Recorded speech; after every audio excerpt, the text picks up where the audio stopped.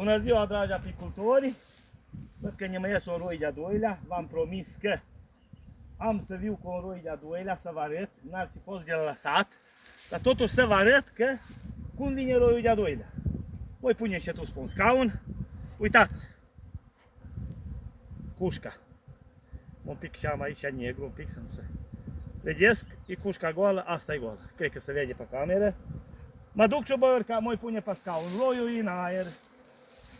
Roiul e în aer, să vedem a veni ori n-a venit. Roi de-a doi, dragi aficultori. Totuși veniți sărași tot felul de variante. Uitați, se vede cușca. O închid. Cam ceva aici ca să nu sară. Aici de desubt, se vede un pic cum punctulez mic, cred că se vede. Îl pun aici, ca să nu sară și am când să suie albinile. Dacă din sare ni s-o stricat așa. Ai gura aici de cușcă. Așa am scăpat. O închid, nu că n-aș închide, eu vă mai arăt odată. E goală, vedeți? Roi în aer, da de vine. Hopa! Că se bagă o albină și în sare de acolo. E gata. Nu mai are nimic, vedeți? No, dragi apicultori, să vedem roiul vine sau nu vine.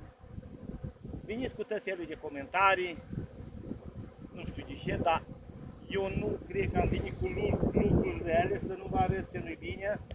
Am văzut că la comentarii m-ați făcut în tăfialiu, m-ați făcut să trag să nu se bage albinele cu mâna.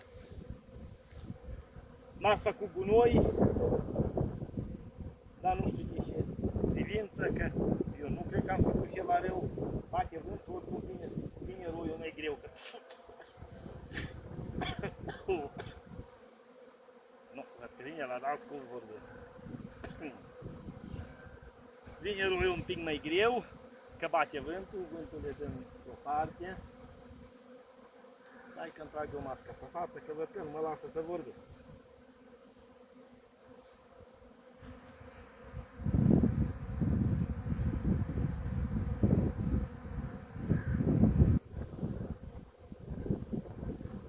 Așa. Am o scăpat. Să vedem în cât timp ne-a venit roiul. Roiul de albin. No, dragi colegi apicultori, eu nu vreau de rău, nu vă zic de rău. M-ați făcut în tăfeliu, m-ați făcut gunoi, m-ați făcut zigode.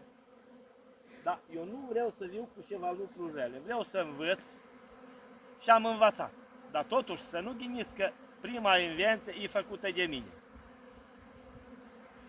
Eram mai tânăr, nu știu, avem vreo 40 de familii de albine, o ploua 3 săptămâni, în 3 săptămâni de zile,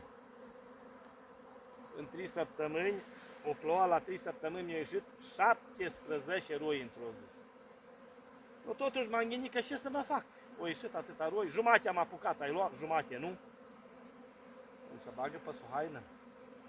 Că am băgat să-nsă, așa că sunt ciotorat din înăuntru.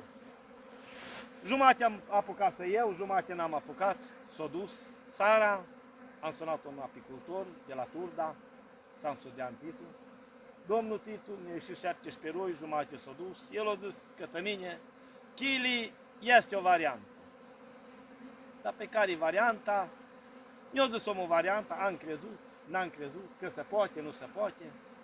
O zis la primăvară să încerci și poate că ai să, uite că vin sărașile, poate ai să reușești. Și primăvara am încercat cum a zis domnul Titu și am făcut și o zis el. Ca la început, ori o ieșea, altul putem prinde, unde vrem eu, nu că chiar unde am vrut eu, că nu avem experiența. După și altul să suia în vârful copacului, mi s-o mai dus. În timp am căpătat experiență cam în jur de 5 ani de zile. Și după 5 ani de zile, cu asta, cu roii, m-am obișnuit și știam când iesă, unde direcția la albiniu, nimerem că albinile, să știți că nu se învând numai într-o singură direcție, când roiesc, le-am găsit direcția la albine și în direcția aia, tot stupul meu îi prind cum vreau eu. Am făcut și pastoral, m-au văzut colegi de-a mei apicultori. Eu, în copaci de 20 de ani, nu m-am mai urcat. Nu m-am mai urcat. Și asta am rezolvat-o. Cu roitul s-a rezolvat. Am ajuns la stricatul de boci. No, ca cum scrie și în carte, că nu dau cine-o scris cărțile, că nu o scris bine, o scris cât o știu, ca fiecare. Da, ba să strii să leși o singură botcă, dacă matca era ieșită de 2-3 zile, își făcea un car de botci acolo, iară roie. După aia am încercat de modalitățile. Ca cum stricăm fiecare, nu zic de rău, să strica botcile după ureche. După ureche. Că știm că să stricăm botcile, dar noi nu știm când să le stricăm. Nu, după aia am încercat toate variantele. Tot ce am știut și n-am știut. Hai, dar rău vine, că cum are multe mărți. Are multe mărți în aer și stupul cu multe mărți vine greu. Și stricam bot și vedem, reușeam, nu reușeam. Tot. Era până la jumătate vara, după ce roie primul roi, stricam botțile până să-mi pereche matca, balta nu era bună. Am lăsat o botcă, era cum era, dar nu era bine. Cum v-am zis, dacă era o de câteva zile, își făcea un car la spate. Stupul intra în frigul de răitului foarte tare. Nu, după aia mă totuși n-ar fi ceva variante. M-am apucat după ce o roiul la 3 zile să mai ascult, să vedem ce cântec de mătar și n-ar și ceva șmecherie la ele, totuși să aibă ele ceva lor, care cântă, care zumze, care că tot nu se poate să nu știe ceva. Am auzit făcând un cântec de măți, dar cântau vreo 3-4 măți acolo, nu? Am zis, gata, hai că am strict toate botțile și lăs acolo câte măți vii, le lăs pe tăte praf, le-am lăsat pe tăte, am văzut că am lăsat măți, am stricat toate botțile, peste noapte albinile le-au omorât pe tăte. Le-au omorât tăte măți. No, asta nu e variantă, bun. Am cătat altă soluție. Am văzut că cântă mățile, te cânte cu ala de măți, n-am zis, hai că am lăsat pe multe măți și n-am găsit varianta. No, după ce am încercat și varianta asta, să lăs numai una, mi-au omorât albinile și pe aia, mi-au omorât și aia la altă matcă, no, am zis, nici asta nu e varianta. Ce să mă știu face? Totuși de ce le omor? După aia am mai auzit un cântec de măți, de alt cântec de matcă. No? M-am gândit, hai în varianta asta să încerc. Da, dacă e varianta asta, am cântat, am stricat boții, le-am lăsat matca care a cântat, două cântece de măți. Roii mei nu mai ieșit și așa am găsit ca când, dragi apicultori, să nu stricați boțile după ureche, îi pot când o singură dată să stricați boțile și să lăsați matca care o aleg albinile, că ele știu și aleg. Și noi știm și alegem, câteodată alegem președinte bun, câteodată rău, no, așa mai fac și albinile, și ele să nu bine, că mai fac prostii destule, dar totuși asta e varianta. Asta cu roiul totuși nu-i chiar atâta de ușoară cum se crede, dar asta e mai ușuric un pic. Dar cu cântatul de măți, nu știu câți vi putea învăța, că acolo trebuie să aveți un pic de ureche muzicală, un pic de înțeles. Și la ea nu cred că aveți să nimeriți mai mult de 25%. Da, măcar și ea, dacă ar fi mulțumit să aia 25%, ar fi foarte ușor și cum v-am zis, cu stricatul de boți, dacă le strici, cum v-am zis, și intră albinele de roire, le schimbă mățile liniștite, nu roiesc atât de tare. Ăsta l-am lăsat cu voia, că azi trebuie să intervin, sau azi sau ieri. Dar l-am lăsat cu voia să vă arăt că iese un roi de-a doilea și totuși roi cu mai multe măți vine și se prinde de mână. Am un roiu cu mai multe măți, nu poți să te joci tu cu el, că-s multe, trebuie un pic să fii mai isteț, să ai un pic de experiență la spate. Dar totuși v-am arătat că l-am prins. Oricum să nu ghiniți că nu vreau să vă arăt, cum au făcut Jidode, că s-au brăzit. Poate n-am darul de a preda, n-am darul de a spune, dacă nu am mult să mă iertați, cât am știut am spus. Au să vină o echipă de profesori dintr-un grup de apicultori și la el îi spune tot ce știu și vă lăs pe mâna lor să vă spun aici ce am învățat eu.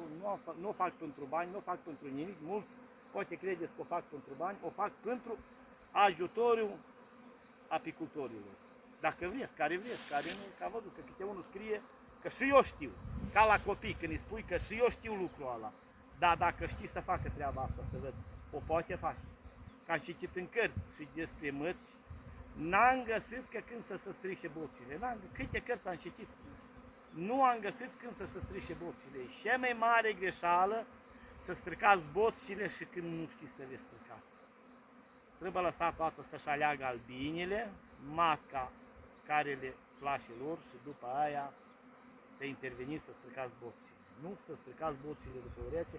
Om discuta și cu asta, om discuta în toamnă, să nu ghiniți că nu vă arăt, că vă arăt. Sunt mulți care ziceți rău de mine, mă faceți întârziere, dar poate atâta nu știu de ce, că n-am făcut, nu știu ce rău am putut face să ziceți așa de mine, dar totuși, da, dacă peste 4-5 ani, ăia care ziceți rău de mine, îți practicați, să-mi pui mâna că prinde mădure, îmi practicați lucrul ăsta care vă spun eu, nu vă ghiniți că n-ați zis bine, ziceți rău de mine și după aia să folosiți lucrul care îl fac eu. Că totuși eu zic, e ușurință, uitați, nu te urci în copac, nu. Ai luat roi, o venit, asta v-am arătat că vine pe mână, dar nu îi pe mână. O venit, dacă vrei, poate să vină, dar în ladă vine mai greuț un pic, poate să vie direct pe mână, poate să vie, să se lege de crangă, cel mai bine le place să se lege de o crangă. Acolo le place, normal, să leagă de o crangă, în crangă vine una, două, ala v-am arătat eu din vârful pomului că l-am lăsat să se lege unde vrea, l-am lăsat și după aia v-am arătat că vine. La unul stai atâta să faci atâta poezie. Totuși mulți zic că povestesc mult și nu vă pun să vă uitați dacă povestesc atât. Asta eu. Ce să vă zic? No, v-am arătat, dragi apicultori, și asta, oricum, oi mai fac filmulețe. În toamnă v-am zis, vă lăs pe mâna la un grup. E grup de apicultori, nu-i dau numele, dacă vă dă el numele, asta e altă treabă, eu unul nu-i dau numele la grup. Când vin în toamnă, eu vă arăt și asta. Și nu mai arăt despre apicultură la când m-ați ocărât prin mesaje, pe grupuri de apicultori. M-am săturat de nici nu vreau să mai aud de YouTube și de Facebook, să mai pun eu filmări. Le-am pus să vă arăt, să vă fac un ajutor. Și de acolo vă lăs pe mâna lui alții și să vă spun ei, dar să știți că vă spun tot secretul, dragi apicultori. Tot care e o ușorință. Nu a putut o descoperi nimeni. Dacă o descoperi altul, că am văzut că bacă e o matcă, dar nu nimeri nimeni să o facă. Dacă arătați cum vine din aer și să leagă de mână, de o crangă, dar să vină din aer, nu că faceți dumneavoastră s-o legat, că am văzut că a pus unul un bigudiu, s-o legat într-un vârf de pom și mi-a demonstrat că a pus el bigudiu acolo, roi a fost învățat acolo și de asta s-a dus. Eu v-am arătat, o venit din vârful pomului, o venit jos la șireș, da, într-adevăr, care ați observat că am avut pus ceva acolo, într-adevăr, pe aia vă felicit că s-ar putea să puteți face toată treaba. Că l-am pus-o anume, că putem să pun, să nu vedeți. V-am pus-o anume să văd câți s-o observa și câți nu. Și am văzut că totuși câți v-au observat. O văzut care nici nu au văzut. No, așa, și-am pus amu aici, atâta e de micuț, de nu aveți cum să observați, dar oricum, în toamnă, să mă aduceți de aminte, când cine vine din grupul de apicultori, să mă întrebați că și-am pus în cușca goală, la roiul de-a doilea. Și-am pus în cușca goală, la roiul de-a doilea și-am pus în ea. Și atunci să mă întrebați, că eu vă spun, că totuși până la toamnă, poate multe, uit câte le-am zis. No. Dragi apicultori, eu v-am spus-o și asta, dar zice că când spune cineva ceva, să vă înveță, să nu-i mai faceți gunoaie, cum m-ați făcut pe mine, că totuși nu știu ce rău v-am putut face, să scrieți pe grupuri de apicultori, că-s gunoi, că-s jigode, ce rău pot să fac? Dacă nu vă place, nu vă uitați, dragi apicultori. Ce rău am putut să vă facă dumneavoastră? No, dragi apicultori, oricum mai veni cu filmări, să mă duc să pui stupul în ladă și să aveți o zi bună. Mă duc să-l pui pe paguri. Doamne ajută și mult succes în continuare. Sănătate! Doamne ajută!